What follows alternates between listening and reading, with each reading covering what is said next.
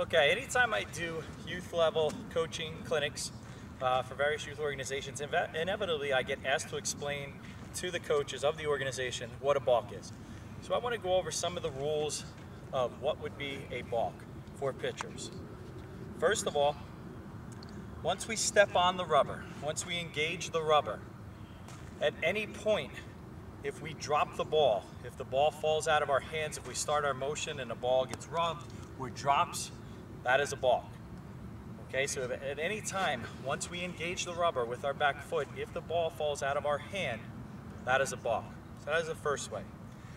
Second way is once we engage the rubber in our preset motion, if at any time we start our hands and stop, or we move our shoulder and stop, that is also a balk.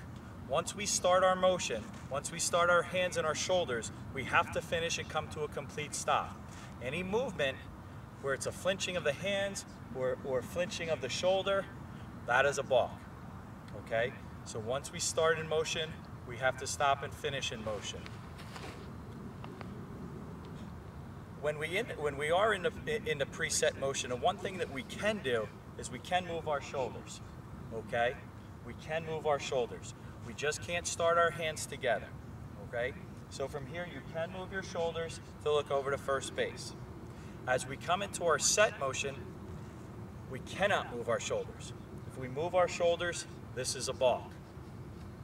All right? So there's a difference there. Preset motion, we can move.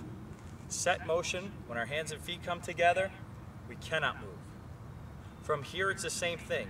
If we start our hands, if we move our shoulders, those are considered balks. So again, once we start in motion, we have to continue in motion. Knee flexing. A lot of times you'll see older people, especially college pro level, to flex the knee to pick off. That's a balk. All right? It all depends if the umpire calls it, but that is considered a balk.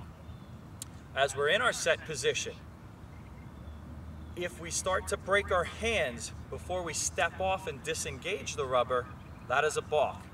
From our set position, anytime we're in a set position and we have engaged the rubber with our back foot, which means the foot is touching the rubber, the foot has to step off before your hands can break. If your hands break first and then you step off, that's a balk. Okay? Now, as far as a right-handed pickoff move, again, it's about disengaging the rubber and gaining ground to first base. When I am set and I want to throw over, the first foot that has to move is my back foot. Okay? Our back foot has to leave the rubber. And as they say in the rule books, disengage the rubber. So the back foot has to come first. If the front foot moves first and then the back foot, that is a balk. So we have to move our back foot first. Okay? So we come into our set position, or from our preset position, back foot has to come first.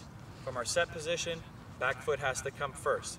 Now from here, we have to gain ground towards first base, which means that when I pivot, I need movement towards first base.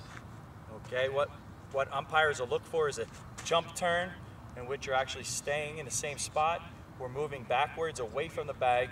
That would be considered a balk. So it's just got to be a slight movement towards the bag. So again, we disengage the rubber, back foot first, and we turn and step off. So those are just some of the ways. Again, a quick review. If at any time we are on the rubber and we drop the ball, that's a balk. Anytime we start our hands or start our shoulders in a preset or set position, that's a balk. Remember, in a preset position, we can move our shoulder to look at first base. In a set position, we can't. If we do, that's a balk.